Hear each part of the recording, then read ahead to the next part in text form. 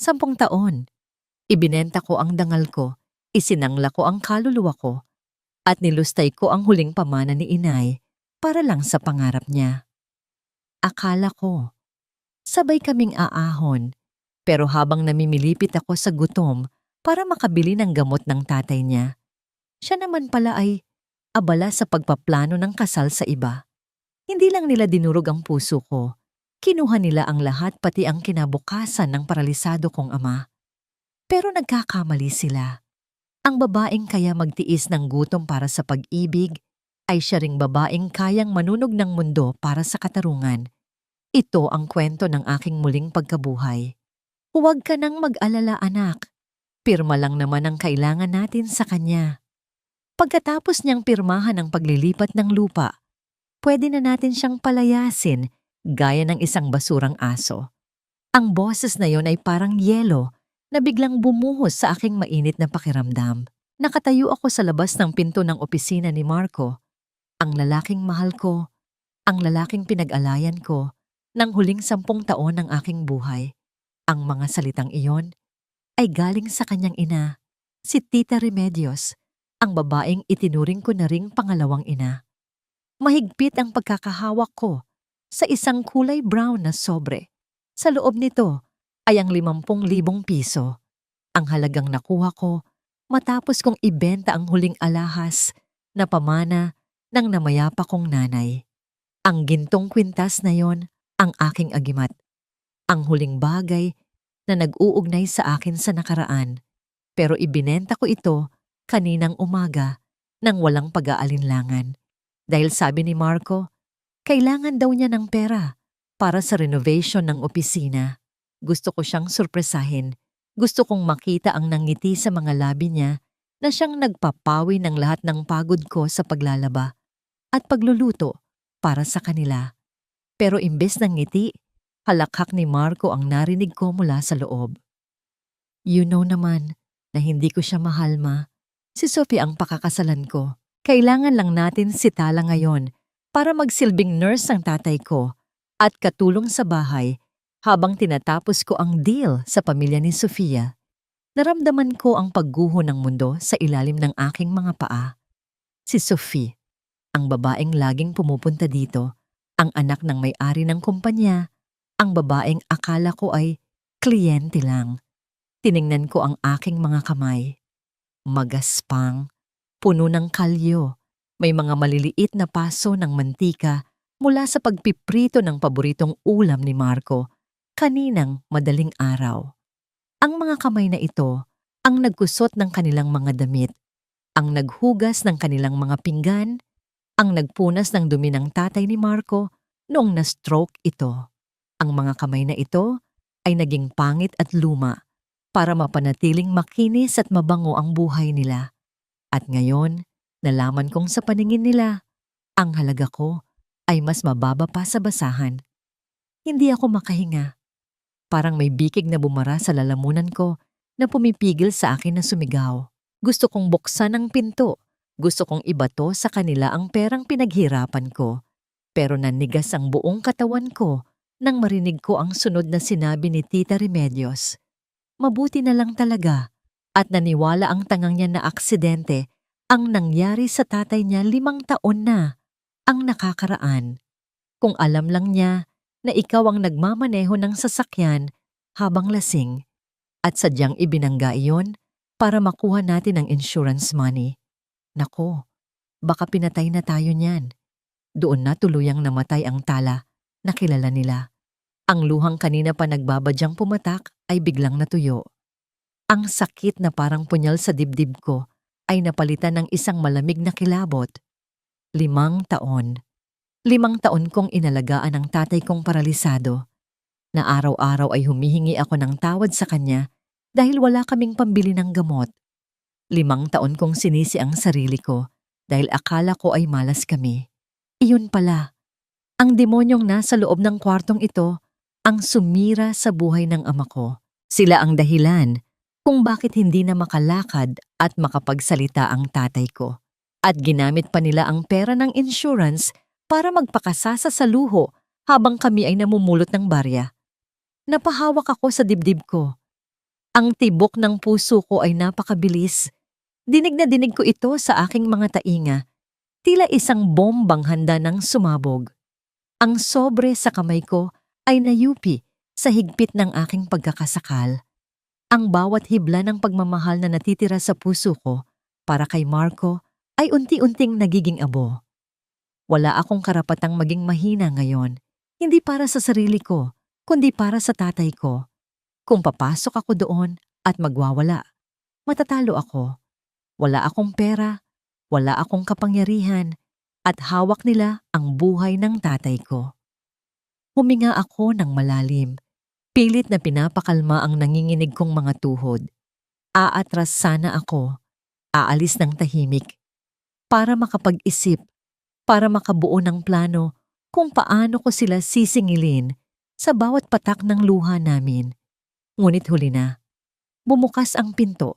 Bumungad sa akin si Tita Remedios, nakasuot ng mamahaling bestida na binili, gamit ang perang dapat sana ay para sa therapy ng tatay ko. Nanlaki ang kanyang mga mata nang makita akong nakatayo doon, namumutla at nanginginig, hawak ang sobrang naglalaman ng huling piraso ng aking pagkatao. Tala? Ang gulat na sambit niya, at sa likod niya, nakita ko si Marco na lumingon, ang mukha ay dahan-dahang nababalot ng takot. Tiningnan ko sila, hindi bilang ang babaeng nagmamahal, kundi bilang isang babaeng namulat sa katotohanan. Ganito na lang ba? Ang tanong ko sa isip ko, habang ang puso ko ay tuluyan ng nabasag. Sa dinami-dami ng bagyo na sinuong ko para sa inyo, bakit ako at ang tatay ko pa ang iniwan ninyo sa ulan? Mabilis kong pinahid ang luha sa aking pisngi bago pa man nila mapansin. Sa loob ng 1 segundo, kinailangan kong magdesisyon. Ang sumabog sa galit at mawalan ng lahat, o ang lunukin ng apdo at magpanggap na walang alam para mabuhay. Pinili ko ang huli, hindi para sa akin, kundi para sa kaligtasan ng aking ama. Pilit kong inunat ang nanginginig kong mga labi upang bumuo ng isang ngamang ngiti, isang ngiting puno ng pait at kasinungalingan. Kakarating ko lang po, tita. Ang sagot ko, bagamat ang boses ko ay halos mabasag sa sobrang kaba. Gusto ko lang sana ibigay ito. Napagbentahan ko na po yung kwintas. Nakita ko ang pagbuntong hininga ni Marco. Tila nabunutan siya ng tinik sa dibdib. Mabilis na lumapit si Tita Remedios at hinablot ang sobre mula sa aking kamay. Wala man lang akong narinig na salamat. Binuksan niya ito agad at kuminang ang kanyang mga mata nang makita ang makapal na tumpok ng pera. Mabuti naman, sabi niya habang binibilang ang pera sa harap ko. Kulang pa ito sa pambili ng gamot ng tatay mo at sa mga bayarin dito sa bahay. Pero pwede na rin. Sige na, pumunta ka na sa kwarto ng tatay mo at palitan mo ang diaper niya. Ang baho na ng amoy, umaabot na dito sa sala. Tumalikod ako agad, hindi dahil sumusunod ako, kundi dahil hindi ko na kayang sikmurain ang pagmumukha nila kahit 1 segundo pa. Habang naglalakad ako palayo, narinig ko pa ang bulong ni tita kay Marco na nagsasabing gagamitin niya ang pera para sa spa at shopping bukas. Ang perang kapalit ng huling alaala ng nanay ko ay magiging pampaganda lang pala ng halimaw na yon. Pagpasok ko sa kwarto ni Tatay Lando, sinalubong ako ng amoy ng luma at kulob na hangin. Napakadilim dito at ang tanging liwanag ay galing sa isang pundidong bumbilya. Ang init ay nakakasulasok dahil ipinagdamot nila pati ang electric fan. Ito ang impyernong kinalalagyan ng ama ko habang sila ay nagpapasasa sa aircon sa kabilang kwarto. Lumapit ako sa kanya. Nakadilat ang kanyang mga mata at nang makita niya ako, tumulo agad ang luha niya. Payat na siya. Ang balat ay halos dumikit na sa buto. Tay, andito na ako. Bulong ko habang inaayos ang kanyang unan. Nang hahawakan ko ang braso niya para punasan ang kanyang katawan, napansin kong napangiwi siya sa sakit. Itinaas ko ang manggas ng kanyang lumang t-shirt at napasinghap ako sa aking nakita. May mga bagong pasa sa kanyang braso, maliliit na bilog na pasa na tila gawa ng matatalim na kuko na nanggigil sa pagkurot. Nanginig ang buong katawan ko sa galit. Alam kong gawa ito ni Tita Remedios. Sa tuwing wala ako, ganito pala ang ginagawa nila sa kanya. Ginagawa nilang parausan ng init ng ulo ang isang taong hindi makalaban. Gusto kong sumigaw. Gusto kong wasakin ang buong bahay na ito. Pero nanatili akong tahimik. Ang sigaw ko ay nakabara sa aking lalamunan. Isang pipiping sigaw na dumudurog sa akin mula sa loob. Biglang umungol si tatay, isang tunog na puno ng pagsisikap. Ang nanginginig niyang kamay ay pilit na itinuturo ang ilalim ng kanyang unan. May kailangan ka ba, tay? Tanong ko. Sinundan ko ang kanyang kamay at kinapa ang ilalim ng unan. Nahawakan ko ang isang maliit at lumang notebook. Ito yung notebook na lagi niyang hawak bago siya maaksidente, na akala ko ay nawala na. Puno ito ng alikabok at punit-punit na ang gilid. Binuksan ko ito. Ang mga pahina ay puno ng magugulong guhit, dulot ng panginginig ng kanyang mga kamay habang nagsusulat. Pero sa huling pahina, may isang drawing na umagaw ng atensyon ko. Isang drawing ng sasakyan na may pamilyar na hugis at sa ilalim nito ay may mga letra at numerong isinulat ng paulit-ulit, madiin at malalim ang pagkakaukit ng ballpen sa papel. RC8. Hindi ko agad maintindihan, pero kumabog ng malakas ang dibdib ko. Ito ba ang plaka ng sasakyang bumangga sa kanya? O ito ba ang sasakyang nakita niya bago ang insidente? Mahigpit kong niyakap ang notebook. Alam kong hindi lang ito basta guhit. Ito ang ebidensya. Ito ang boses ng tatay ko na pilit nilang pinatahimik. Kumuha ako ng bimpo at planggana ng tubig. Dahan-dahan kong pinunasan ang mukha ni tatay. Tinatanggal ang dumi at pawis. Pero sa isip ko, tinatanggal ko rin ang aming pagiging biktima. Tay! Bulong ko sa tenga niya habang nakatitig sa kanyang mga mata ng may bagong tapang. Patawarin niyo po ako kung naging bulag ako. Pero pangako, hinding-hindi na ako iiyak. Simula ngayon, hindi na tayo magtitiis. Maniningil tayo. Tinapos ko ang gabing iyon nang nakaupo sa sahig sa tabi ng kama ni tatay. Binabantayan ang kanyang pagtulog habang hawak ang aking cellphone. Umilaw ang screen ng telepono. Isang mensahe mula kay Marco. Babe, sorry hindi ako makakauwi tonight. Tambak ang trabaho sa office. Need to finish the designs. I love you. Napangisi ako ng mapakla. Ilang segundo lang ang lumipas, tumunog muli ang cellphone ko. Isang notification mula sa bangko para sa credit card na extension na hawak ko. Ang card na nakapangalan sa kanya, pero ako ang nagbabayad dati. Hindi niya alam na nakalink pa rin ito sa akin. Transaction alert, 15,000 piso at the Royal Shangri-La Hotel. Dati, ang ganitong mensahe ay dudurog sa puso ko. Iiyakan ko ito hanggang sa mamaga ang mata ko. Pero ngayon, wala akong naramdamang sakit. Wala akong naramdamang selos. Ang naramdaman ko lang ay ang lamig ng bakal. Ang bawat kasinungalingan nila ay isa na lamang bala na iniipon ko para sa aking baril. Tinitigan ko ang halagang ginastos niya. Pera na sana ay pambili ng gamot ni tatay. Pinatay ko ang ilaw sa kwarto. Sa dilim, ang mga mata ko ay nanatiling dilat, nag-aabang, nagpaplano. Tapos na ang panahon ng pagiging martir. Bukas, magsisimula ang aking laro. Hindi na ako natulog ng gabing iyon. Habang mahimbing na natutulog ang mga demonyo sa kabilang kwarto, ako naman ay gumagalaw sa dilim na parang isang anino. Wala nang oras para sa pagluluksa. Kailangan kong kumilos. Kailangan kong iligtas ang aking ama. Ang katahimikan sa loob ng bahay ay binabasag lamang ng ritmikong pagpatak ng ulan sa yero at ng malakas na dagundong ng kulog sa labas. Ang kalangitan ay tila nakikidalamhati sa akin, nagbibigay ng perpektong pagkakataon para sa aking pagtakas. Hindi ito isang pagtakas dahil sa takot. Ito ay isang planadong pag-atras para makabuo ng puwersa. Kinuha ko ang isang lumang bag.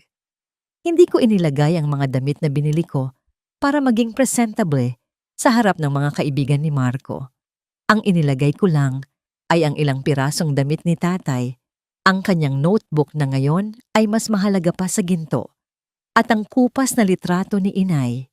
Iyon lang ang mga bagay na tunay na sa amin sa bahay na ito. Ang lahat ng iba pa ay simbolo ng aming pagkaalipin. Ang pinakamahirap na bahagi ay ang paglipat kay tatay mula sa kama papunta sa luma niyang wheelchair.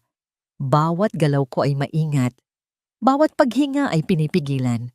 Bawat ikot ng gulong ng wheelchair ay lumilikha ng isang matinis na tunog na tila isinusumbong ang aming pagtakas sa katahimikan ng gabi. Ngunit sa awa ng Diyos, hindi sila nagising. Itinulak ko ang wheelchair palabas ng bahay. Ang malakas na buhos ng ulan ay agad na bumasa sa aming mga katawan. Ang lamig ay tumatagos hanggang sa buto, ngunit hindi ko ito ininda. Ang lamig na yon ay mas mainit pa kaysa sa lamig ng pakikitungo na natanggap namin sa loob ng bahay na yon. Habang tinatahak namin ang madilim at maputik na eskinita, nilingon ko ang bahay sa huling pagkakataon. Isang malaking kulungan na pininturahan ng maganda sa labas, ngunit puno ng kasamaan sa loob. Ipinangako ko sa sarili ko, babalik ako. At sa pagbabalik ko, sisiguraduhin kong ang apoy ng impyerno ay mararanasan nila sa lupa. Nakarating kami sa isang maliit na paupahan sa kabilang bayan, isang gusaling luma na at amoy kulob. Ito lang ang kaya ng natitira kong pera. Ang kwartong nakuha namin ay maliit. May isang sira-sirang kama at isang bintanang hindi maisara ng maayos. Ang pintura sa pader ay natutuklap na at may mga bakas ng amag sa sulok. Pero sa kabila ng lahat, ito ang unang pagkakataon sa loob ng 5 taon na nakahinga ako ng maluwag. Dito, kami ang amo. Dito, walang maninigaw. Dito, malaya kami. Kinaumagahan, ginising ako ng sikat ng araw na tumatama sa aking muka at ng ingay ng mga sasakyan mula sa labas. Si tatay ay mahimbing pa ring natutulog sa kama, tila mas payapa ang kanyang itsura kaysa dati. Bumili ako ng 2 pirasong pandesal at isang kape sa maliit na tindahan sa baba. Iyon ang aming almusal.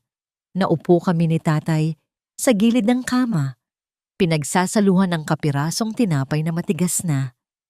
Habang kumakain, napansin kong nakangiti siya habang nakatingin sa akin. At sa pagkakataong yon, alam kong tama ang naging desisyon ko. Ang simpleng almusal na ito, sa loob ng isang maruming kwarto, ay mas masarap pa kaysa sa lahat ng masasarap na pagkaing inihanda ko sa bahay na yon. Dahil ang pagkain dito ay walang kasamang mura at panlalait. Biglang umilaw ang aking cellphone. Pangalan ni Tita Remedios ang lumabas sa screen. Huminga ako ng malalim bago ko ito sinagot. Hello? Tala, nasaan ka? Ang kapal ng mukha mong umalis nang hindi nagpapaalam. Sinong magluluto ng almusal namin? Iyon ang bungad niya sa akin. Walang pag-aalala. Walang tanong kung ligtas ba kami. Tanging ang kumakalam niyang sikmura lang ang mahalaga. Pasensya na po, tita. Hindi na po ako babalik. Sagot ko ng may diin. Ibinaba ko ang tawag bago pa man siya makasagot. Iyon na ang huling beses na hahayaan kong marinig ang boses niya na parang latigong humahagupit sa aking pagkatao. Habang iniisip ko ang susunod naming gagawin, may napansin akong isang lalaki sa pasilyo sa labas ng aming kwarto. Nakatayo siya doon, nakasandal sa pader, at tila kanina pa kami pinagmamasdan mula sa siwang ng pinto. Nang magtama ang aming mga mata, hindi siya umiwas. May kakaibang lungkot at talim sa kanyang mga titig. Hindi ko na lang siya pinansin. Kailangan kong malaman kung magkano pa ang natitira sa aming ipon. Nag-login ako sa banking app sa aking cellphone para tingnan ang joint savings account namin ni Marco. Isang account na ako ang laging naghuhulog pero nakapangalan sa kanya para daw sa future namin. Pagbukas ko ng app, nanlamig ang buong katawan ko. Account balance, 0.00 piso. Kahapon lang, may laman itong halos 200,000 piso. Ang lahat ng perang naipon ko mula sa mga sideline ko sa pagde-design. Ngayon, wala na. Inubos niya.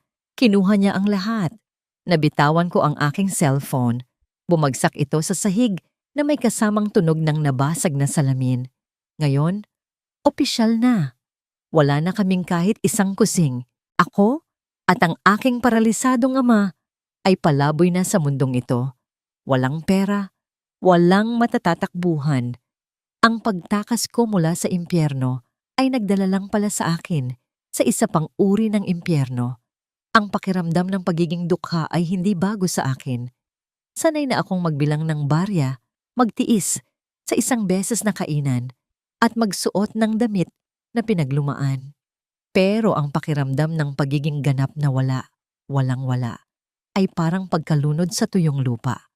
Nakakabaliw, nakakatakot. Kinabukasan, iniwan ko si tatay sa kwarto at nagsimulang maghanap ng trabaho. Dala ang aking luma, ngunit malinis na resume, nilakad ko ang buong kahabaan ng Maynila. Pumasok ako sa bawat kumpanya ng arkitektura at interior design na nakita ko, ngunit ang bawat pagtanggi ay parang sampal sa aking pagkatao. Ang mga tingin nila sa aking gusgusing damit at pagod na mukha ay sapat na para sabihing hindi ako nababagay sa kanilang mundo. Pagod at gutom akong umuwi sa paupahan ng dapit hapon. Ang pag-asa ay isang malayong bituin na halos hindi ko na matanaw. Pagdating ko, naabutan ko ang may-ari ng paupahan na sumisigaw sa labas ng aming kwarto. Wala akong pakialam kung may sakit yang kasama mo. 3 araw na kayong delayed sa bayad. Kung wala kayong pera, lumayas kayo ngayon din. Get out! Sinusubukan niyang buksan ng pinto at naririnig ko ang mahinang pag-ungol ni tatay mula sa loob.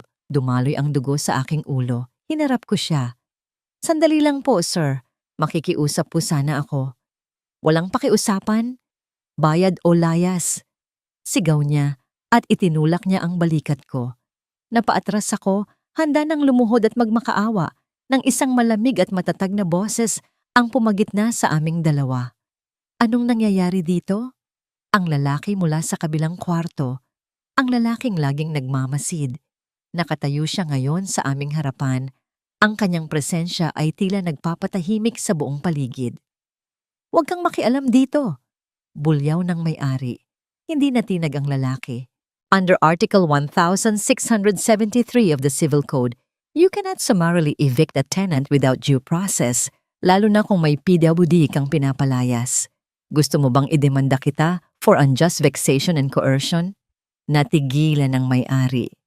Ang kaninang maangas niyang mukha ay napalitan ng pagkalito at takot sa mga salitang hindi niya naintindihan. Nagpalipat-lipat ang tingin niya sa amin. Bumulong ng ilang mura at pagkatapos ay mabilis na umalis. Hinarap ako ng lalaki. Ngayon ko lang siya natitigan ng malapitan.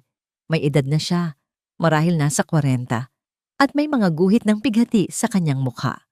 Ngunit ang kanyang mga mata ay matalas, puno ng talino. Salamat, sabi ko. Ang boses ko ay nanginginig pa rin. Huwag mo akong pasalamatan, sagot niya. Tala ang pangalan mo, hindi ba? Tala de Leon, ang pinakabatang nanalo ng National Architectural Design Award, 6 na taon na ang nakalipas. Natulala ako. Paano niya nalaman? Ang parangal na yon ay matagal ko nang ibinaon sa limot, kasama ng mga pangarap na tinalikuran ko para kay Marco. Ako si Gabriel. Pagpapatuloy niya. Gabriel Serrano, isa akong abogado. O mas tamang sabihin, isa akong dating abogado. May pait sa kanyang huling sinabi. Tinanggalan ako ng lisensya ng isang pamilyang sobrang impluwensyal. Ang pamilya ng mga De Villa. De Villa, apelyido ni Sofia. Parang binuhusan ng malamig na tubig ang buong pagkatao ko. Sa wakas, naintindihan ko na. Ang pamilya ni Sofia ang sumira sa karir mo. Sabi ko, hindi bilang tanong, kundi bilang isang pahayag. Tumango siya. At ang pamilya ni Marco at Sofia ang sumira sa buhay mo. Sa kauna-unahang pagkakataon, sa loob ng maraming araw, naramdaman kong hindi ako nag-iisa. Sa harap ko ay nakatayo ang isang taong nakakaunawa sa bigat ng krus na pinapasan ko. Dalawang kaluluwang sinaktan ng iisang kaaway. Kinagabihan, sa loob ng maliit na kwarto ni Gabriel, ikinuwento ko sa kanya ang lahat. Ang bawat sakripisyo, bawat kasinungalingan, at ang madugong katotohanan tungkol sa aksidente ni tatay.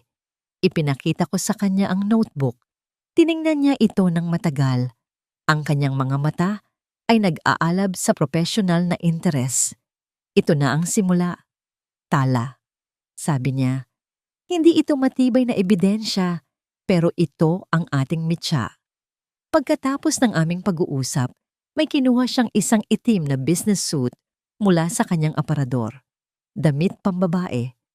Simple, ngunit elegante. Ito ang isusuot mo bukas, sabi niya. Huwag ka nang maghanap ng trabahong pagiging alila. Mag-apply ka bilang kung sino ka talaga, bilang isang arkitekto. Pero, wala akong pera para dito, sabi ko, nahihiya. Sa asawa ko yun, sagot niya, at sa unang pagkakataon, nakita ko ang bahid ng matinding kalungkutan sa kanyang mga mata. Pumanaw na siya. Pero katulad mo, isa siyang mandirigma. Isuot mo yan at alalahanin mo kung sino ka bago mo pa nakilala si Marco. Kinuha ko ang damit. Ang tela ay malambot at may kapresnuhan. Nang hawakan ko ito, naramdaman ko ang pagbalik ng lakas sa aking katawan. Ang damit na ito ay hindi lang basta tela. Ito ay baluti. Kinabukasan, isinuot ko ang suit. Tiningnan ko ang sarili ko sa salamin. Ang babaeng nakikita ko ay hindi na si Tala na gusgusin at talunan. Nakita ko ang anino ng babaeng minsang nangarap at nagtagumpay. Pagkalipas ng 3 araw ng pananahimik, kinuha ko ang aking cellphone. Hinanap ko ang numero ni Marco at tinawagan siya. Sinagot niya ito agad. Ang boses ay puno ng pagkataranta. Tala, nasaan ka? Nag-aalala ako. Hindi na nanginginig ang boses ko. Kalmado, malamig, puno ng layunin. Bumalik na ako, sabi ko. At meron akong wedding gift para sa'yo. Isang malalim na hininga. Iyon ang sandata ko bago ko muling binuksan ang pinto ng impyerno. Suot ang itim na business suit na tila baluti, itinulak ko ang pinto at humakbang papasok.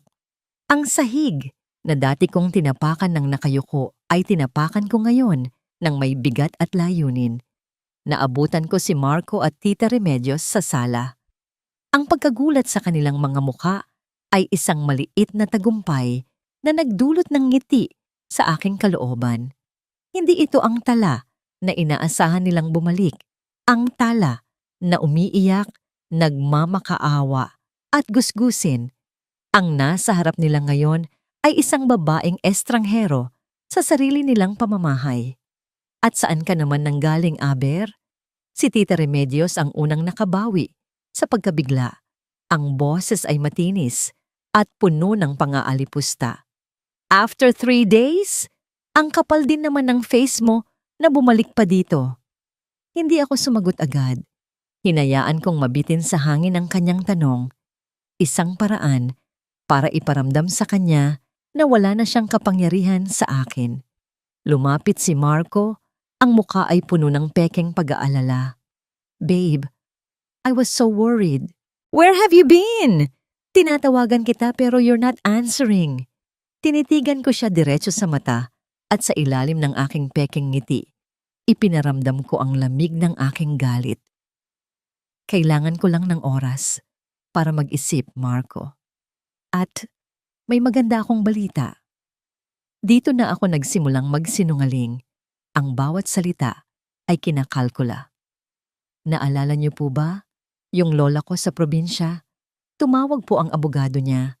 Bago siya pumanaw, ipinangalan pala niya sa akin ang isang maliit na lupain malapit sa tabing dagat. Nakita ko ang pagbabago sa ekspresyon ni Tita Remedios. Ang kaninang galit ay napalitan ng kislap ng pagkaganid. Ang salitang lupa ay musika sa kanyang pandinig. Lupain, gaano kalaki? May titulo ba? Sunod-sunod niyang tanong. Hindi po kalakihan, tita. Pero sabi po ng abogado, malaki daw po ang potential for a resort. Dagdag ko pa, pinalalaki ang pain. Biglang nagbago ang ihip ng hangin. Lumapit sa akin si Tita Remedios at hinawakan ang aking braso. Ang kaninang mahigpit na pagkakahawak ay malambot na ngayon at puno ng pagkukunwari. Naku anak, blessings yan. Mabuti naman at may naisip na para sa kinabukasan mo ang lola mo. Halika, umupo ka. Pagod ka sa biyahe. Ipagtitimpla kita ng kape. Umupo ako sa sofa na parang reyna sa sarili kong trono. Pinapanood ang halimaw na nagsisilbi sa akin. Habang nasa kusina siya, mabilis kong isinagawa ang isang bahagi ng plano. Isang mabilis at halos hindi mapansing galaw. At ang maliit na listening device na kasing laki ng butil ng bigas ay nasa ilalim na ng paborito niyang lalagyan ng asukal sa ibabaw ng mesa. Inabot niya sa akin ang kape. Ngumiti ako ng matamis. Salamat po, tita. Habang humihigop ako sa kape, pinagmamasdan ko sila. Pinagmamasdan ko kung paano sila naniwala sa aking kasinungalingan, kung paano sila naglaway sa isang yamang hindi naman totoo. Sa isip ko, ito ang kape ng aking tagumpay. Biglang bumukas ang pinto. Isang babaeng nakasuot ng mamahaling damit, amoy pabangong galing pa sa ibang bansa, ang pumasok na parang pag-aari niya ang buong mundo. Si Sofia. Marco, darling, I'm here. Anya, bago napatingin sa akin, tinaasan niya ako ng kilay mula ulo hanggang paa.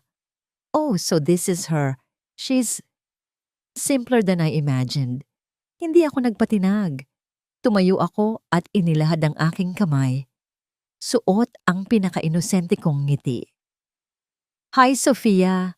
I'm Tala. It's a pleasure to finally meet you. Ang ganda-ganda mo pala sa personal. At ang laki ng iyong engagement ring. Bagay na bagay sa'yo. Natigilan si Sofia.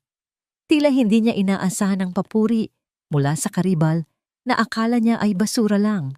Ang lason ay mas epektibo kapag nakabalot sa pulot. Nawala ang kanyang pagiging defensive na palitan ng pagmamataas. Well, thank you. Sagot niya, tila na flatter. Marco has told me so much about you, how you've been a great help to their family. Ang salitang help ay binigkas niya na parang katumbas ng katulong. Umupo siya sa tabi ni Marco at ipinulupot ang braso sa binata. Tumingin siya sa paligid ng sala nang may pandidiri. Darling, we really need to renovate this house before the wedding. It looks so dated, sabi niya, at pagkatapos ay tumingin sa akin. Actually, I have an idea. Tumingin siya sa akin na para bang ako ay isang utusang bibigyan ng bagong gawain. Ang kanyang mga mata ay nangiinsulto, ngunit ang kanyang mga labi ay nakangiti. Since you're an interior designer, or so I've heard, why don't you design our wedding? Ikaw na ang bahala sa lahat. Consider it as your final service to Marco. Ang katahimikan sa sala ay nakakabingi. Inaasahan nilang lahat. Natatanggi ako, naiiyak ako, na magwawala. Pero tiningnan ko lang si Sofia. Ngumiti ako.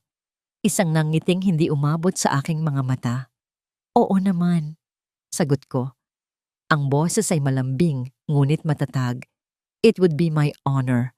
Sa mga sumunod na araw, ang bahay na dati ay kulungan ko ay naging aking entablado. Bawat sulok ay naging bahagi ng aking plano.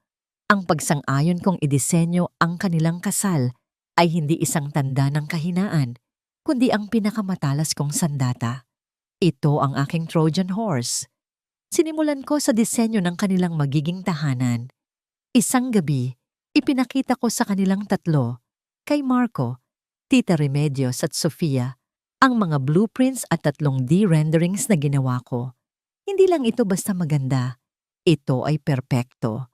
Isang modernong bahay na may malalaking bintanang salamin, isang infinity pool na tanaw ang buong syudad, at isang walk-in closet na mas malaki pa sa kwarto ko. Oh my God! It's a dream house! Bulalas ni Sofia, ang mga mata ay nagniningning-ningning na parang diamante. Si Tita Remedios naman ay abala sa pagturo sa mga mamahaling materyales. Gusto ko yung Italian marble sa sahig at yung chandelier na galing pa sa Spain. Tumingin ako kay Marco. Nakita ko ang paglunok niya.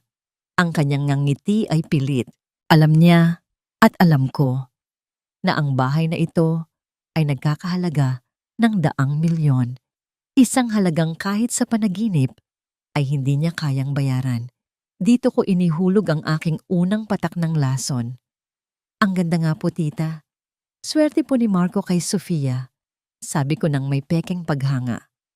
Actually, Sir Marco, kailangan na po natin ng initial deposit para masimulan ang pag-order ng mga materyales from Europe.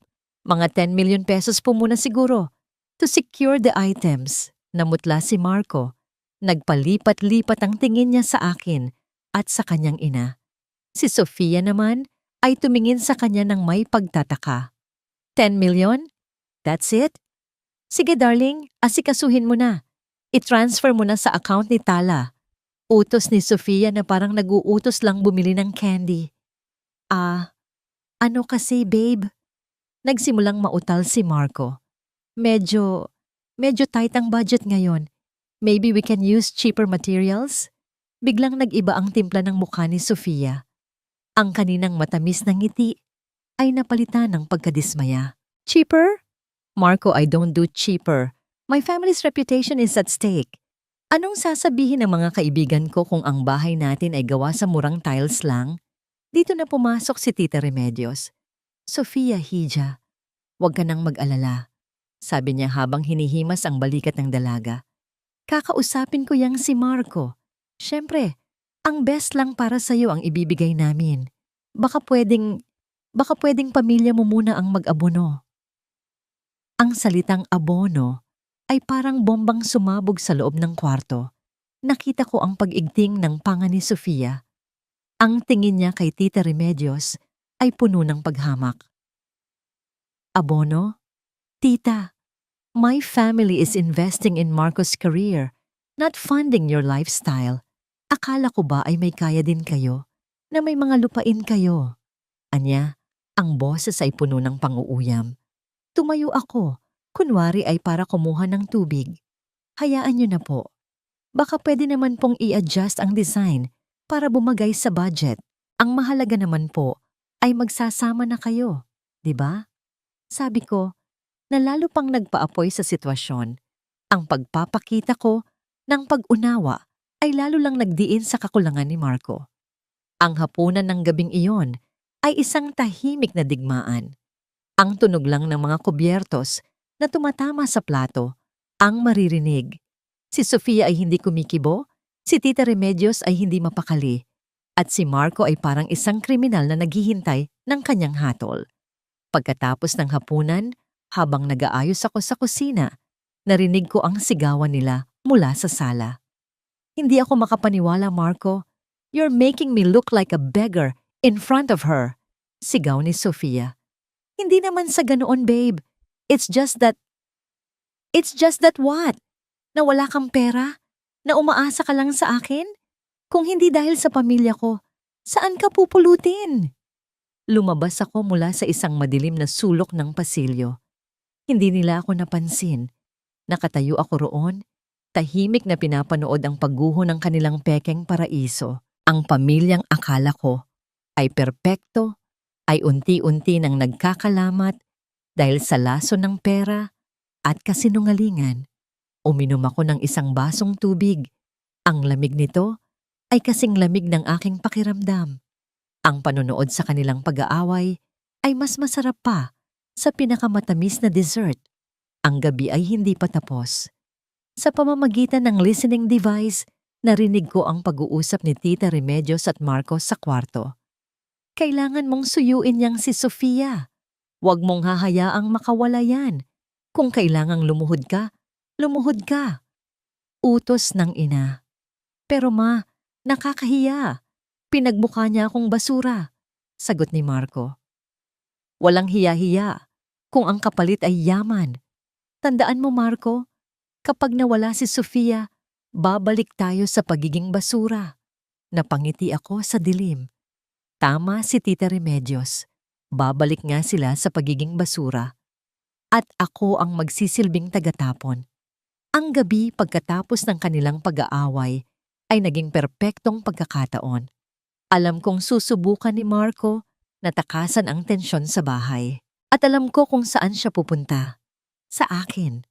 Sa babaeng sanay na niyang ginagawang basurahan ng kanyang mga problema. Bandang hating gabi, katulad ng inaasahan, kumatok siya sa pinto ng aking kwarto. Amoy alak. Ang kanyang buhok ay magulo at ang kanyang mukha ay puno ng pagkabigo. Tala, sabi niya sa nangihinang boses. Can I come in? Pinagbuksan ko siya ng pinto. Pumasok siya at naupo sa gilid ng aking kama, ang parehong kama kung saan ako umiyak ng maraming gabi dahil sa kanya. Ngayon, ang kama na ito ang magiging bitag. Sinimulan niyang maglabas ng sama ng loob. Tungkol kay Sofia na materyosa. Tungkol sa kanyang ina na mapilit. At tungkol sa kung gaano niya ako na-miss. Ang aking pag-unawa. Ang aking pag-aalaga. Mga salitang kung narinig ko lang sana isang linggo na ang nakalipas ay baka lumambot pa ang puso ko. Pero ngayon, ang mga salitang iyon ay parang ingay lang ng isang sirang plaka. Alam mo, ikaw pa rin talaga Tala. Sabi niya habang hinahawakan ang aking kamay. Ikaw lang ang nakakaintindi sa akin. Lagi naman Marco, sagot ko. Pinanatiling malambing ang aking boses habang dahan-dahan kong inilalayo ang aking kamay. Kaya nga nandito lang ako para sa'yo. Lumapit siya sa akin. Ang hininga ay amoy alak. I made a mistake. Dapat pala, ikaw na lang. Ikaw na lang sana ang pinakasalan ko. Hindi pa naman huli ang lahat. Bulong ko. Isang pang-aakit na may lason. Ito ang hudyat na hinihintay niya. Sinubukan niya akong halikan. Ngunit bago pa man dumampi ang kanyang mga labi sa akin, marahan ko siyang itinulak palayo. Marco, paano si Sofia Enda? Tanong ko. Gumaganap bilang isang babaeng nag-aalala sa moralidad. Ngumisi siya. Si Sofia, pera lang ang kailangan ko sa kanya. Kapag nakuha ko na ang tiwala ng pamilya niya, hihiwalayan ko rin siya. Ikaw ang mahal ko, Tala. Pangako, babalikan kita.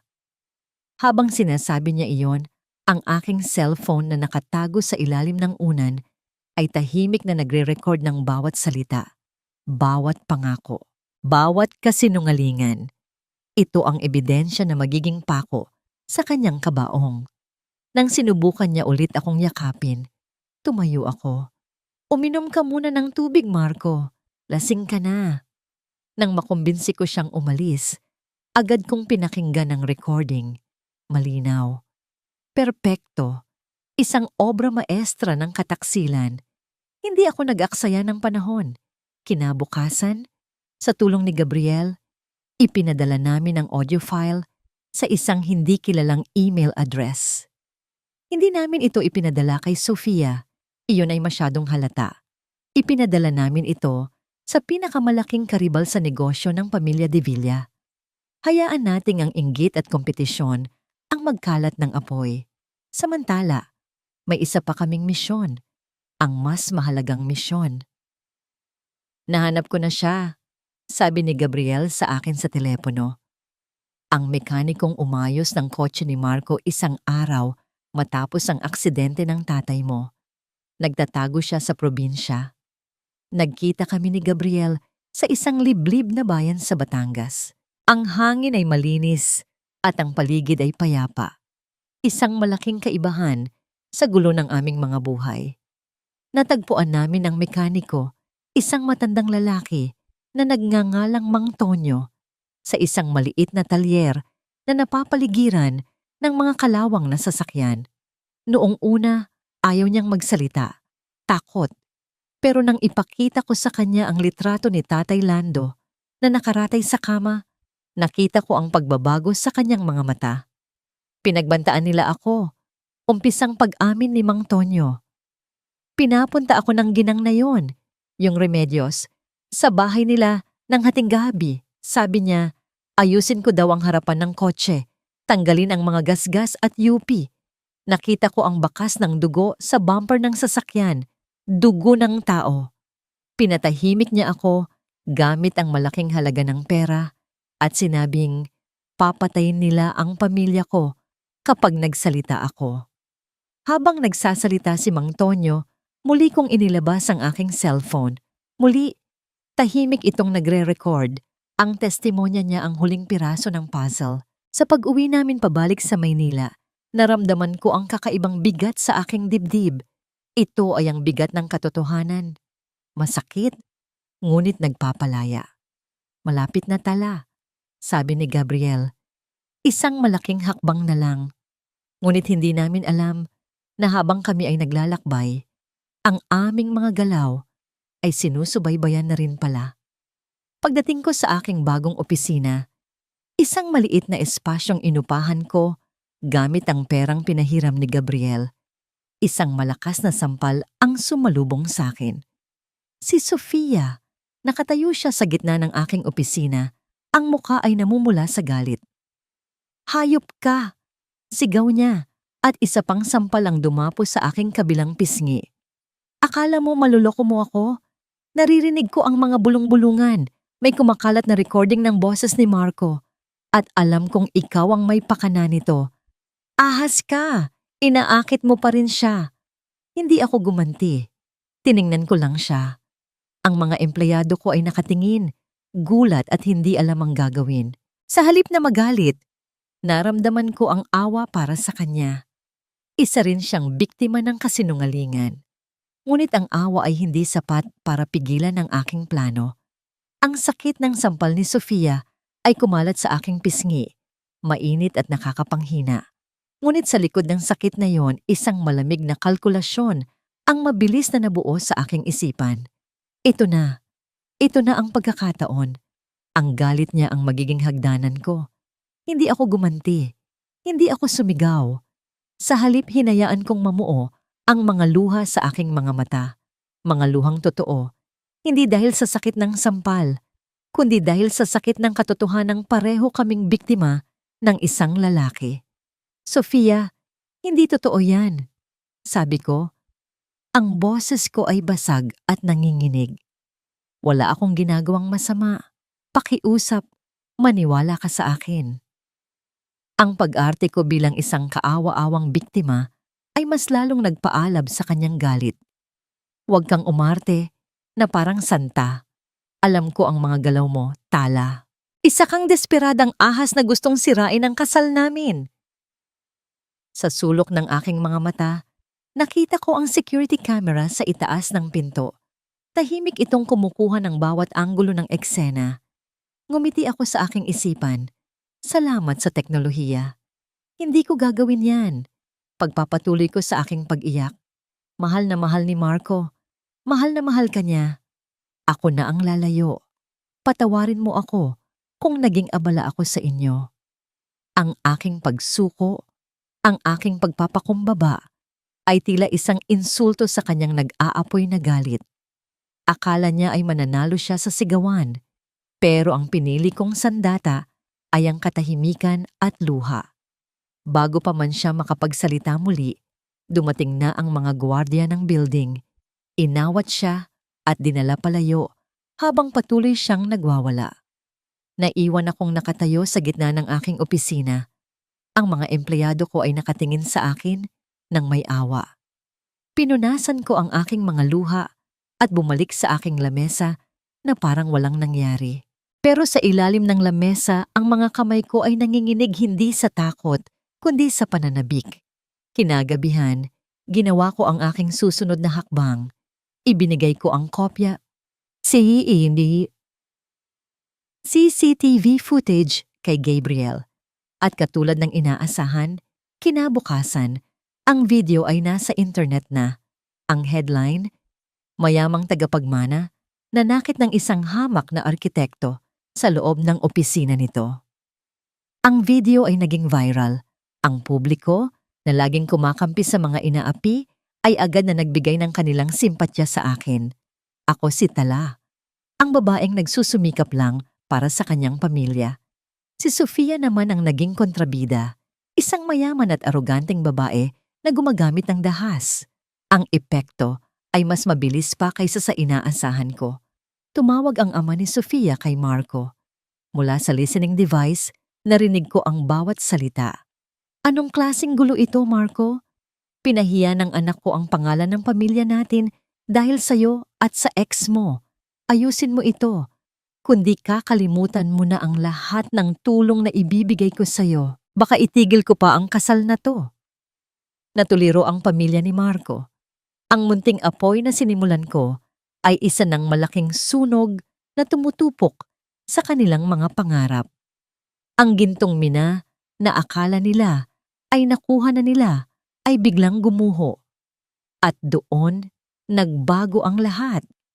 Dumating si Marco at Tita Remedios sa opisina ko ng gabing iyon. Hindi para magalit, kundi para magmakaawa.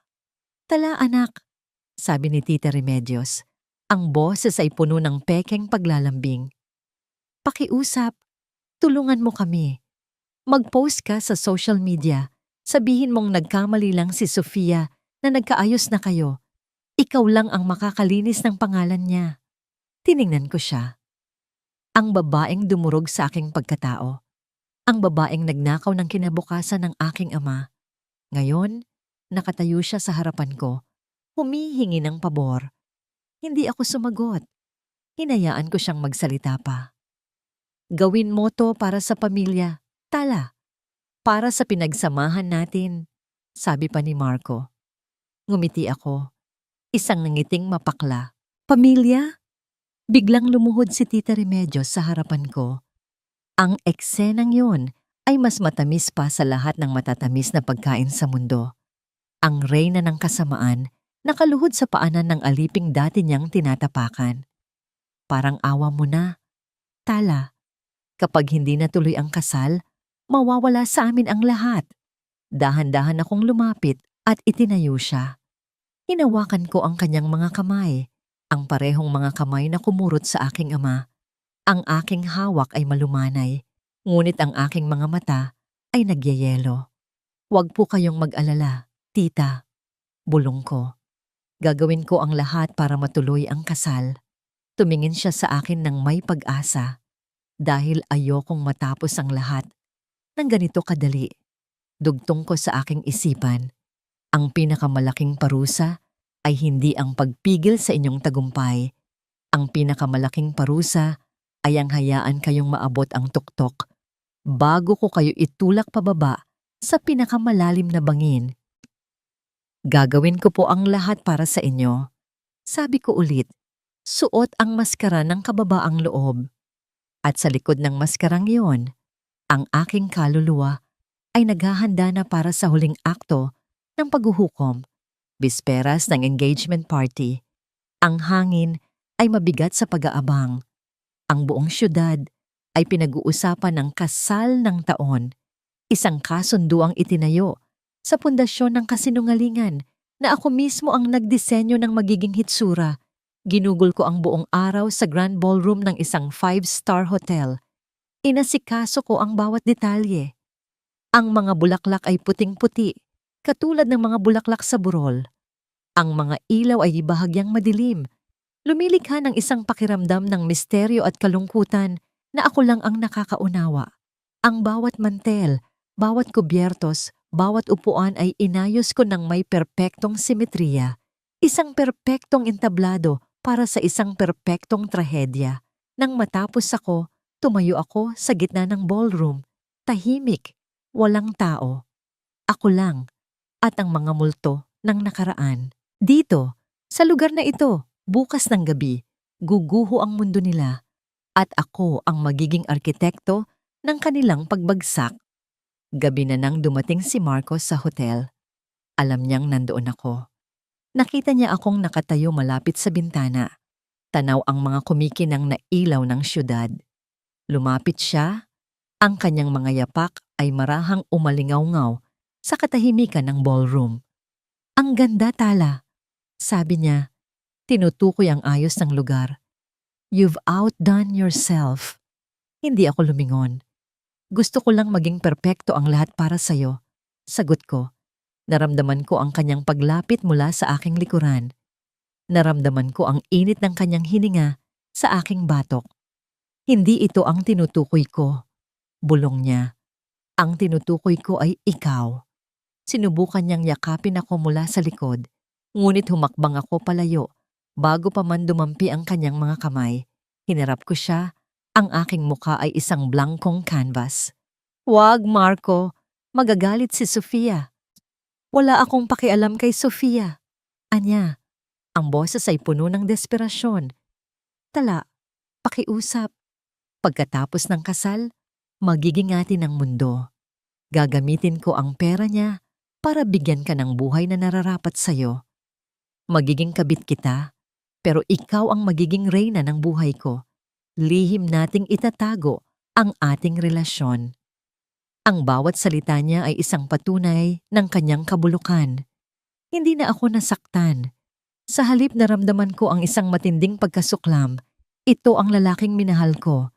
Isang lalaking kayang mag-alok sa akin ng isang trono na gawa sa basura. Ngumiti ako. Isang ngiting mapang-akit. Lumapit ako sa kanya at sa unang pagkakataon, ako ang humawak sa kanyang pisngi. Ang aking haplos ay malamig. Talaga? Tanong ko. Kung ganoon, hintayin mo ang sorpresa ko para sa iyo bukas. Isang regalo na hinding-hindi mo malilimutan. Nakita ko ang kislap sa kanyang mga mata.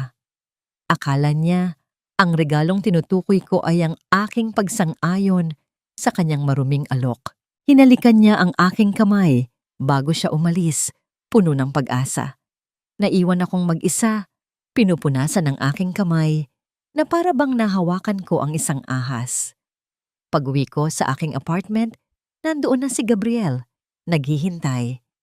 Ang kanyang mukha ay seryoso. Handa na ang lahat, sabi niya. Nasa mga pulis na ang kopya ng testimonya ni Mang Tonyo at ang mga bank records na nagpapatunay ng fraud. Hinihintay na lang nila ang hudyat mo bukas. Tumango ako. May isa pa, Gabriel. Binuksan ko ang aking laptop. Matapos ang ilang araw ng pagsubok, sa tulong ng isang kaibigang hacker, nabuksan namin ang isang naka-encrypt na file sa computer ni Marco. Ang pangalan ng file, Lando Insurance. Naglalaman ito ng kopya ng pekeng police report at ng medical abstract na ginamit nila para makuha ang insurance money ni tatay. Mga dokumentong nagpapatunay na si tatay ang may kasalanan sa aksidente dahil lasing daw ito. Isang kasinungalingang sinira ang dignidad ng aking ama. Ito na ang huling pako. Sabi ni Gabriel, bago matulog, may isang huling bagay akong ginawa. Kinuha ko mula sa ilalim ng aking kama ang isang kahon. Sa loob nito ay ang wedding dress na ako mismo ang nagtahi, piraso-piraso. Sa loob ng 5 taon, ang damit na isusuot ko sana sa kasal namin ni Marco. Dinala ko ito sa labas ng balkonahe. Kumuha ako ng posporo. Sinindihan ko ito at binitawan sa ibabaw ng damit. Pinanood ko ang dahan-dahang pagkasunog ng tela. Ang bawat sinulid ng aking pag-ibig, ang bawat butil ng aking pag-asa, ang bawat pangarap na binuo ko kasama niya, lahat ay naging abo. Ang apoy ay sumasayaw sa dilim ng gabi. Isang huling sayaw para sa patay na pag-ibig. Kinabukasan, araw ng paghuhukom, pumasok ako sa ballroom hindi bilang taga-disenyo, kundi bilang ang tagahatol. Habang ang mga bisita ay nagsisimulang dumating, suot ang kanilang magagarang damit at alahas, napansin ko rin ang pagdating ng iba pang mga bisita, mga pulis, na naka-plain clothes, tahimik na nakapwesto sa bawat sulok ng lugar, naghihintay. Ang lahat ay nasa tamang lugar. Ang entablado ay handa na. Ang ballroom ay puno ng tawanan at tunog ng mga kopitang nag-uumpugan. Ang mga pinakamayayamang pamilya sa bansa ay naroroon. Lahat ay nakangiti, walang kamalay-malay na sila ay mga manonood sa isang live na pagtatanghal ng pagbagsak. Si Marco at Sofia ay nasa gitna, ang perpektong magkasintahan, tumatanggap ng mga pagbati. Si Tita Remedios naman ay parang isang reyna, ang kanyang mukha ay nagliliwanag sa tagumpay. Nakatayo ako sa control room sa itaas, kasama ang event technician. Mula dito, tanaw ko ang lahat. Ako ang puppeteer at sila ang aking mga puppet na hindi pa alam ang kanilang kahahantungan. Ready na po, Ma'am Tala, sabi ng technician. Salamat, hintayin mo lang ang hudyat ko. Sagot ko, ang aking boses ay kalmado sa kabila ng rumaragasang kaba sa aking dibdib. Dumating ang oras para sa pinakaabangang bahagi ng gabi. Ang pagpapalabas ng surprise VP para sa engaged couple. Naglakad si Marco at Sofia papunta sa gitna ng entablado, magkahawak kamay. Kinuha ni Marco ang mikropono. Thank you all for coming tonight. Simulan niya. Before we proceed, we'd like to share a short video that chronicles our beautiful love story. I hope you enjoy it. Ibinigay niya sa akin ang hudyat. Isang tango. Ngumiti ako sa kanya mula sa control room. Ngumiti siya pabalik. Isang ngiting puno ng pagmamalaki, hindi alam na ang nangiting iyon ang kanyang magiging huling ngiti ng tagumpay. Ibinigay ko ang hudyat sa technician. Nagsimula ang video. Sa una, mga litrato nga nila ni Sofia ang lumabas. Mga kuha sa Paris, sa Japan, mga mamahaling hapunan. Narinig ko ang palakpakan at paghanga ng mga bisita. Pagkatapos ng ilang segundo, biglang nag-iba ang audio. Nawala ang romantikong musika. Napalitan ito ng boses ni Marco. Si Sofia, pera lang ang kailangan ko sa kanya. Kapag nakuha ko na ang tiwala ng pamilya niya, hihiwalayan ko rin siya. Ikaw ang mahal ko, Tala. Pangako, babalikan kita. Isang kolektibong paghinga ng pagkagulat ang pumuno sa buong ballroom. Ang palakpakan ay namatay. Ang lahat ng mata ay napunta kay Marco na ngayon ay nakatayo sa entablado, namumutla na parang isang bangkay. Tumingin sa kanya si Sofia. Ang kanyang mukha ay isang maskara ng pagkalito at sakit. Bago pa man sila makabawi, nagbago ang imahe sa malaking screen. Isang lumang video footage mula sa dashcam ng isang truck ang lumabas. Madilim. Umuulan. Isang pamilyar na kotse ang nakita, mabilis ang takbo. At pagkatapos ay isang malakas na pagbangga sa isang owner-type jeep. Ang petsa sa video, ang eksaktong petsa ng aksidente ni tatay. Sumunod na lumabas ang testimonya ni Mang Tonyo. Ang kanyang nanginginig na boses ay umalingaw-ngaw sa bawat sulok ng ballroom. Nakita ko ang bakas ng dugo sa bumper ng sasakyan. Pinatahimik niya ako gamit ang malaking halaga ng pera. Ang mga bulungan ay naging sigawan. Si Tita Remedios ay napahawak sa kanyang dibdib. Ang mukha ay hindi na maipinta. At para sa huling pasabog, lumabas sa screen ang mga dokumento mula sa land insurance file. Ang pekeng police report, ang medical abstract na nagsasabing lasing si tatay, at ang bank statement na nagpapakita kung saan napunta ang daan-daang libong piso ng insurance sa mga alahas, bag at kasino. Doon na natapos ang video. Ang katahimikan na sumunod ay mas nakakabingi kaysa sa pinakamalakas na sigaw. Ang lahat ng maskara ay nahulog. Ang lahat ng kasinungalingan ay hubad na sa mata ng lahat. Sa wakas, bumaba ako mula sa control room. Dahan-dahan akong naglakad papunta sa entablado. Ang bawat hakbang ko ay mabigat. Ang dagat ng mga tao ay nahawi para bigyan ako ng daan. Kinuha ko ang mikropono mula sa naninigas na kamay ni Marco. Magandang gabi sa inyong lahat, sabi ko. Ang aking boses ay malinaw at matatag. Ako po si Tala de Leon, ang babaeng ginamit, niloko at ninakawan ng pamilyang ito, at ang anak ng lalaking halos patay nila para sa pera. Welcome sa totoong engagement party, isang pagdiriwang para sa katotohanan. Napaupo si Sofia sa sahig, umiiyak. Ang kanyang ama ay sumugod sa entablado, hindi para sa kanya, kundi para sugurin si Marco. Hayop ka!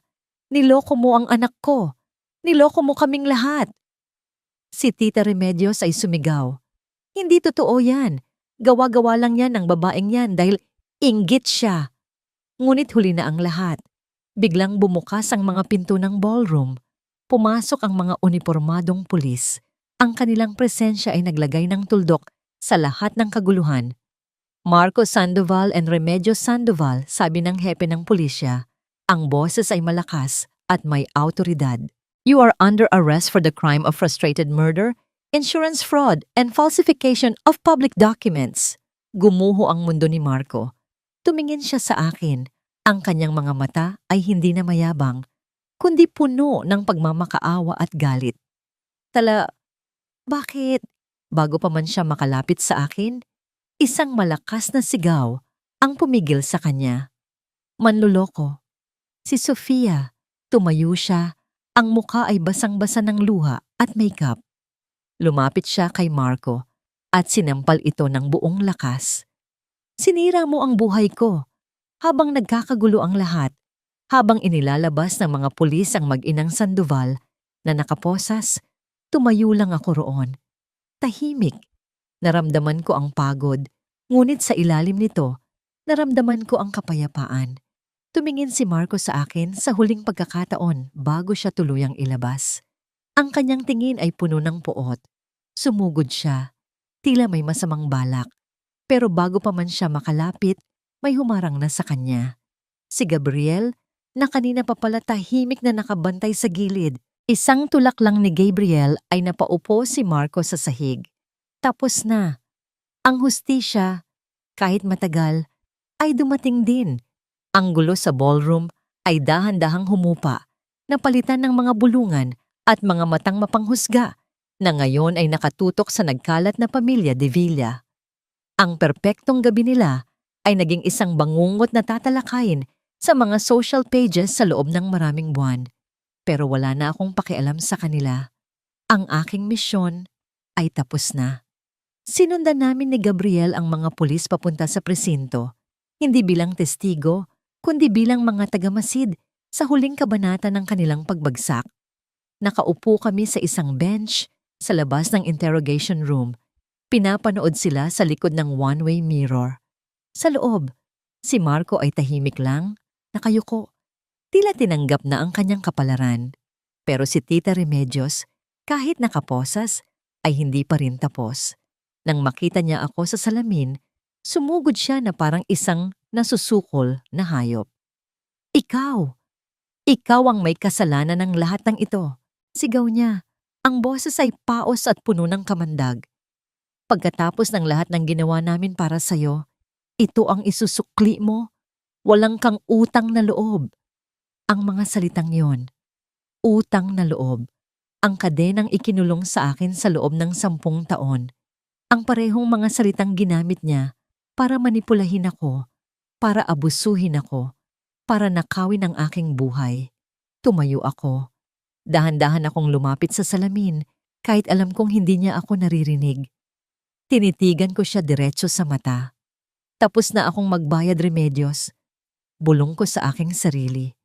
Ang utang na loob na sinasabi mo, pagpapatuloy ko sa aking isipan, ay nabayaran na ng bawat patak ng pawis ko, ng bawat luhang pumatak mula sa mga mata ko, at ng bawat piraso ng kaluluwa ko na kinuha ninyo.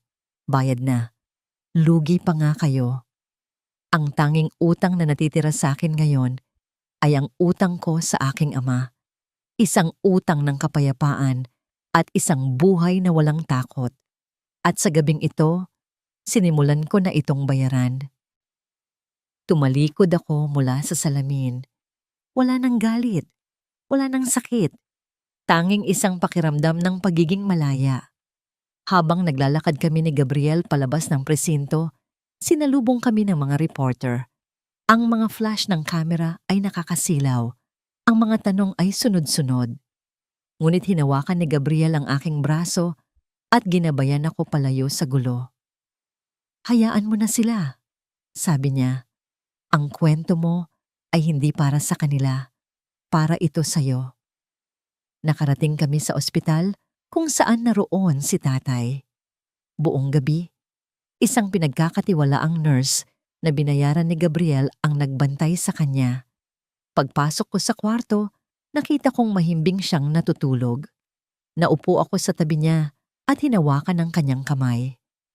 Ang kanyang mga kamay na dati ay malakas at kayang buhatin ng mundo ay payat na ngayon at marupok. Hinaplos ko ang mga ito.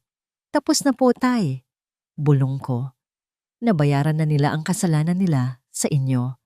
Makakatulog na po tayo ng mahimbing." Sa pagkakataong yon, isang ngiti ang sumilay sa kanyang mga labi habang natutulog. At para sa akin, ang ngiting iyon ay mas mahalaga pa kaysa sa lahat ng hustisya sa mundo. Bago umalis si Gabriel, may iniabot siya sa aking isang makapal na sobre. "Ano to?" tanong ko. "Isang kliyente ko mula sa Singapore ang nakakita ng portfolio mo online." Humanga siya. Gusto kanyang kunin para mag-design ng isang buong butika hotel doon. "Iyan ang kontrata at ang down payment," sabi niya. "Isang tseke para sa 1,000,000 piso. Natigilan ako. Ang pera, ang kalayaan, ang pagkakataong magsimula muli. Lahat ay nasa aking mga kamay. Niyakap ko si Gabriel, isang yakap ng pasasalamat, ng pagkakaibigan. Hindi ko alam kung paano kita pasasalamatan. "Huwag mo akong pasalamatan," sagot niya, ngumiti sa unang pagkakataon ng totoo. "Pasalamatan mo ang sarili mo. Ikaw ang lumaban. Simulan mo na ang bago mong buhay, Tala. Deserve mo yan." Umalis siya at naiwan akong mag-isa kasama si tatay. Ang tunog ng ulan sa labas ay huminana, napalitan ng isang payapang ambon. Tumingin ako sa labas ng bintana. Ang madilim na kalangitan ay unti-unti nang nagliliwanag, nagbabadya ng isang bagong umaga. Para bang ang kalikasan mismo ay nagsasabing tapos na ang bagyo. Ngunit bigla, nagsimulang umubo si tatay. Ang kanyang paghinga ay naging mabilis at hirap. Ang monitor sa tabi ng kanyang kama ay nagsimulang tumunog ng malakas at walang tigil, isang tunog ng alarma. Ang payapang eksena ay biglang naging isang eksena ng purong takot. "Tay! Tay!" sigaw ko. "Nurse! Tulong!" Ang tagumpay na inaasam ko ay tila muling binabawi sa akin. Matapos ang lahat ng laban, sa huling sandali, matatalo pa rin ba ako? Ang mga sumunod na oras ay isang malabong panaginip. Puno ito ng tunog ng mga makinang umuugong, ng mga yapak ng mga doktor at nurse na nagmamadali, at ng sarili kong mga hikbi na hindi ko mapigilan. Nakaupo lang ako sa labas ng emergency room, yakap ang aking mga tuhod. Pakiramdam ko ay bumalik ako sa pagiging isang batang walang magawa. Matapos ang lahat, ito pa rin ang kahinaan ko. Ang aking ama. Ang tanging pamilyang natitira sa akin. Ang paghihiganti ay walang kwenta kung sa huli ay maiiwan pa rin akong mag-isa. Lumabas ang doktor, pagkalipas ng halos 2 oras, ang kanyang mukha ay pagod, ngunit may ngiti. "Mrs. De Leon, stable na po ang tatay ninyo," sabi niya. "It was a minor cardiac arrhythmia, likely caused by extreme emotional stress. Pero nakaya ng puso niya. Mukhang may malalim siyang dahilan para patuloy na lumaban." Nang marinig ko ang mga salitang yon, ang lahat ng lakas na pinilit kong itayo sa loob ng mga nakaraang linggo ay biglang bumigay.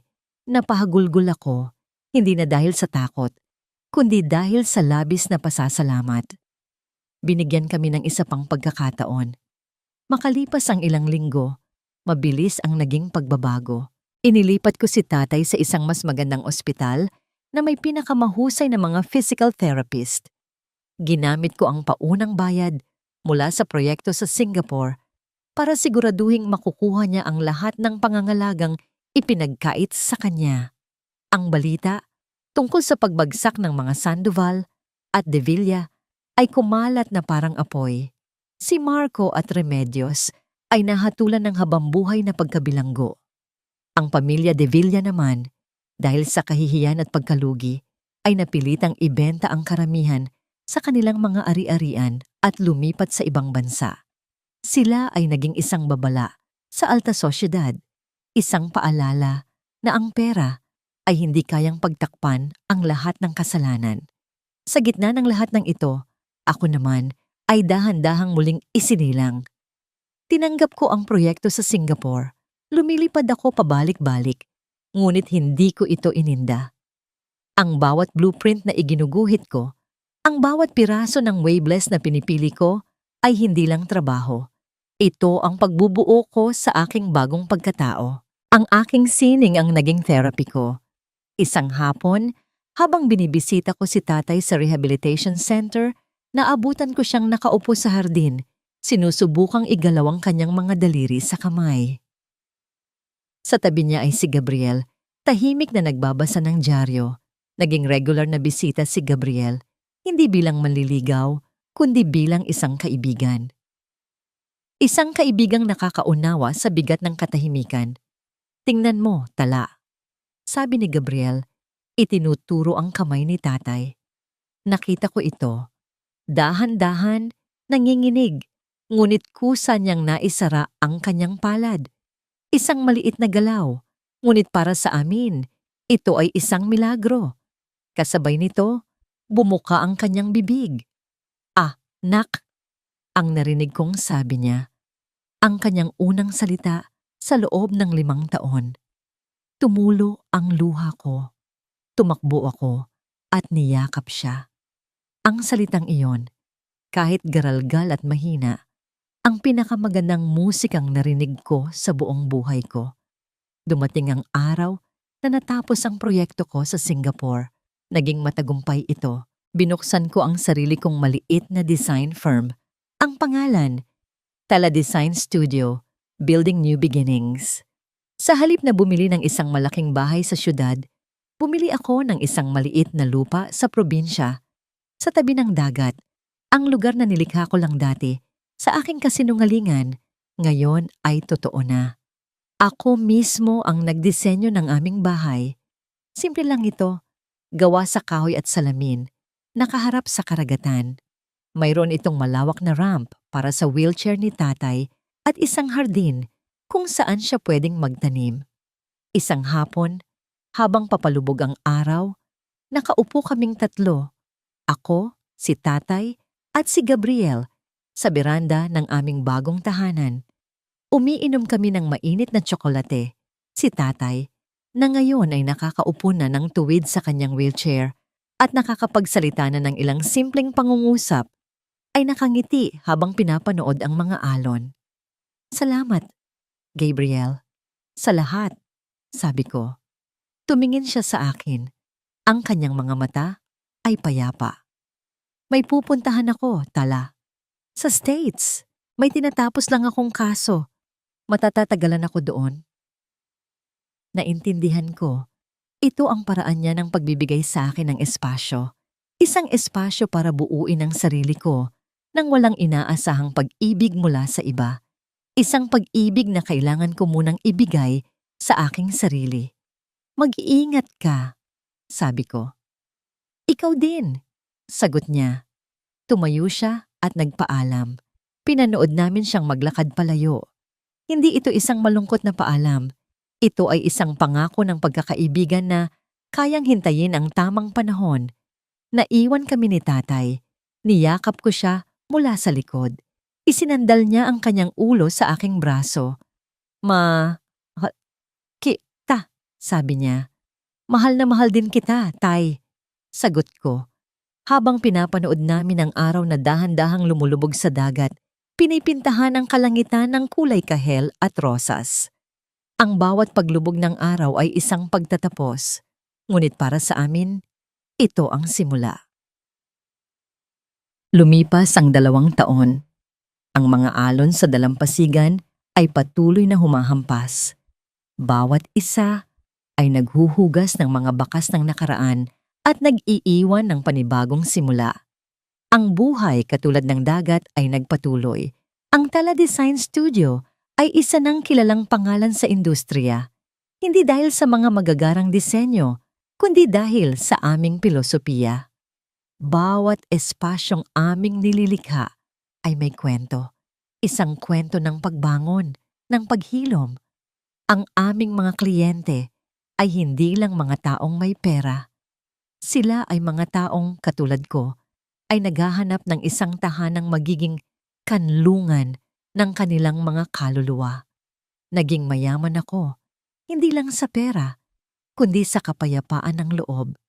Isang araw, habang nagbabasa ako ng balita online, isang maliit na artikulo ang umagaw ng aking pansin. Ito ay tungkol sa mga bilanggo sa bilibid na binigyan ng parol. Isa sa mga pangalan doon ay pamilyar, Marco Sandoval. Nakalaya na siya dahil sa good conduct. Hindi ako nakaramdam ng galit, hindi ako nakaramdam ng takot. Sa katunayan, halos wala akong naramdaman. Siya ay isa na lamang pangalan mula sa isang malayong kabanata ng aking buhay. Ayon sa balita, nagtatrabaho siya ngayon bilang isang construction worker sa isang maliit na probinsya. Iniiwasan ang mga matang mapanghusga ng syudad. Si Tita Remedios naman, ayon sa huling balita ko, ay namatay sa bilangguan dahil sa atake sa puso 1 taon na ang nakalipas. Ang karma ay isang manunulat na laging nagbibigay ng perpektong wakas. Ibinaba ko ang aking tablet at tumingin sa labas. Sa aming hardin, nakita ko si tatay, kasama ang isang bagong hardinero. Nakatayo na siya mula sa kanyang wheelchair, nakahawak sa isang walker, at masayang itinuturo ang mga gulay na gusto niyang itanim. Nakakapagsalita na siya ng mas malinaw, at ang kanyang mga tawa ay madalas nang maririnig sa buong kabahayan. Nakatayo na siya. Ang simpleng milagrong iyon ay mas malaking tagumpay kaysa sa lahat ng parangal na natanggap ng aking kumpanya. Tumunog ang aking telepono. Isang video call mula sa Amerika. Ngumiti ako bago ko ito sinagot. Kumusta tala? Bati ng boses sa kabilang linya. Si Gabriel, ang buhok niya ay medyo humaba at ang kanyang nangiti ay mas madalas na ngayon. Mabuti naman, Gabe. Ikaw? Kailan ka uuwi? Tanong ko. Malapit na.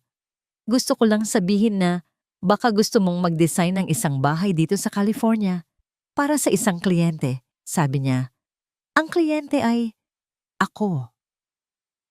Hindi ako sumagot agad.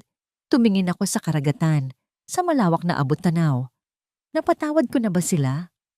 Oo, hindi dahil karapat-dapat sila, kundi dahil karapat-dapat ako sa kapayapaan. Payapa na ba ako? Higit pa sa payapa, buo na ako. Ano ang huling hantungan ng lahat? Si Marco ay nagbabayad sa paraang mas masakit kaysa rehas.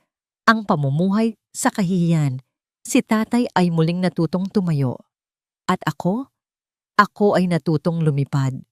Pag-iisipan ko, sagot ko kay Gabriel, isang ngiting naglalaro sa aking mga labi. Pagkatapos ng tawag, naglakad ako palabas papunta sa dalampasigan. Ang araw ay papalubog na. Ang kalangitan ay isang obra maestra ng kulay lila at ginto. Hinayaan kong haplusin ng hangin ang aking mukha at ng malamig na tubig ang aking mga paa. Hindi ko na kailangan ng isang prinsipe para iligtas ako. Hindi ko na kailangan ng isang kastilyo na itinayo ng iba. Dahil sa pagitan ng mga durog na piraso ng aking nakaraan, sa gitna ng abo at luha, natagpuan ko ang aking sariling mga pakpak. Ang isang phoenix ay hindi humihingi ng permiso para muling isilang mula sa abo. Ginagawa lang niya ito. At pagkatapos, Lumilipad siya. Mas mataas, mas malakas, mas malaya kaysa dati. At sa paglubog ng araw na yon, habang nag-iisa akong nakatayo sa pagitan ng langit at dagat, alam ko sa aking sarili, ako ay lumilipad na.